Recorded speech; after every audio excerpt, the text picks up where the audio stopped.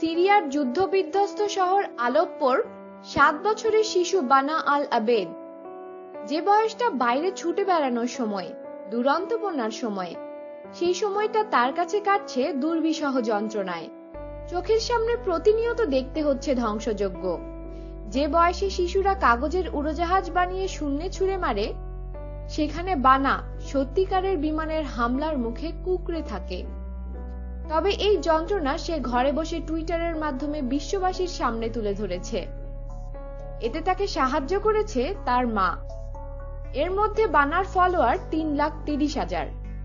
টুইটারের মাধ্যমে বানার তুলে ধরা আলেপ্পোর মৃত্যুর মিছিল, ভয়াবহতা, আহাজারি সব যেন আবারও বিশ্ব বিবেককে নাড়া দেয়। কিন্তু এই মৃত্যুপরীতে দুঃসহ এই জীবন আর কতদিন? এ থেকে বাঁচতে অন্যদের মতো তার পরিবারটিও নিজ দেশ ছেড়ে তুরস্কে আশ্রয় নিয়েছে। আর এ খবর জানার পর বানার সঙ্গে দেখা করার আগ্রহ প্রকাশ করেন তুরস্কের প্রেসিডেন্ট রিসেপ তাইয়েপ এরদোয়ান।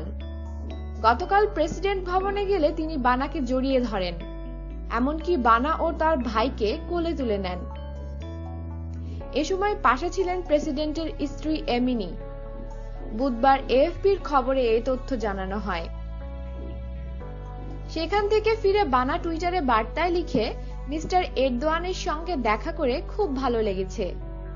তুরস্ক ও রাশিয়ার মধ্যস্থতায় বিদ্রোহীরা যুদ্ধবিরতিতে রাজি হওয়ার পরে আলেপ্পো থেকে হাজারো সাধারণ মানুষের সঙ্গে বানার পরিবারও সেখান থেকে বেরিয়ে আসার সুযোগ পায়।